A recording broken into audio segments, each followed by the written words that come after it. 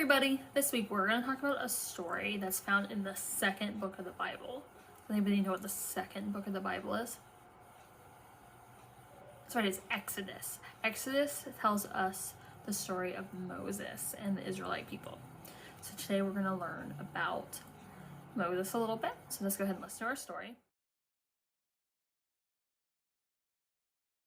This story about Moses is found in the Bible in the book of Exodus. One ordinary day, Moses was out in the field looking after a flock of sheep belonging to his father-in-law, Jethro. Moses led the flock through the desert to Mount Horeb, where there was plenty of grass for the sheep to eat. Suddenly Moses saw something very strange in the distance. A green bush was on fire, but it was not burning up. Moses was scared when he heard the voice of the angel of God calling, "Moses, Moses," from out of the bush. "I am here," he answered. "Take off your shoes. You are standing on holy ground." So Moses took off his shoes and went closer to look at the burning bush. God told Moses that he was the God of Abraham, Isaac, and Jacob. He wanted Moses to go and tell Pharaoh to stop making the Jews his slaves and let them go to a land God had promised for them. Moses listened and obeyed when God called him to lead the children of Israel out of slavery in Egypt, through the wilderness to the land he promised them.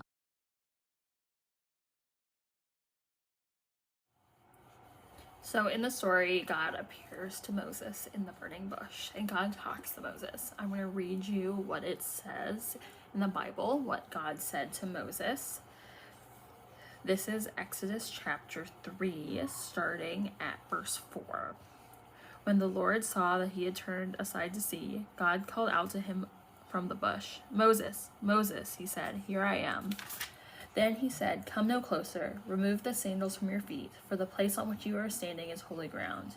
He said further, "I am the God of your father, the God of Abraham, the God of Isaac, and the God of Jacob." So there we hear what God said in the Bible to Moses, and he kept saying, "I am." That's telling Moses that he's there, he's always there, and he's always present with them. He also says he's the God of Abraham, the God of Isaac, and the God of Jacob. So that ties us back to everything we've learned in Genesis, connecting then to now. And then God calls Moses to go back to Egypt to free the people. And he said, "So I will stretch out my hand and strike Egypt with all my wonders. I will go perform it. After that he will let you go. I will bring this people into such favor with the Egyptians that when you go, you will not go empty-handed. Each woman shall ask her neighbor and any woman living in thy neighbor's house for jewelry and gold and clothing, and you should put them on your sons and your daughters, and so you shall plunder Egypt." So God's talking about when Moses is going to go, and he's going to bring the plagues when Pharaoh doesn't let them go. And then eventually, after all the plagues have happened, Pharaoh is going to let them go. That was Exodus 3, starting at verse 20, was that reading there. So we're going to make a craft that's going to help us remember God being present with us. We're going to learn how to write God's name Yahweh, which we hear a lot in the Old Testament, in Hebrew. So let's go ahead and make our craft. So I'm going to show you how you can write Yahweh, or God's name, as you see it in the Old Testament a lot of times, in Hebrew. So a lot of these kind of look like the pi symbol, if you know what that is. So the first symbol, like that line there. So that kind of looks like pi, like the pi symbol in math. And then a symbol like this. And then that first symbol again, that again looks like the pi symbol.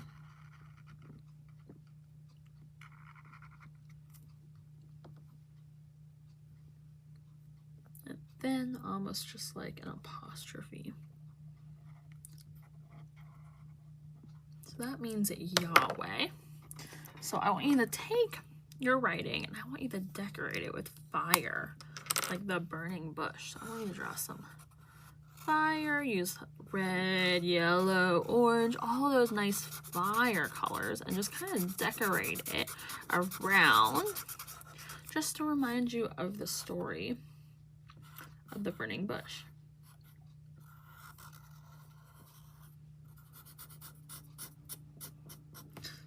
You can get some creativity going on there around the fire. I hope you had fun making your craft this week. I hope you have a great week, and I'll see you in Sunday school. Bye!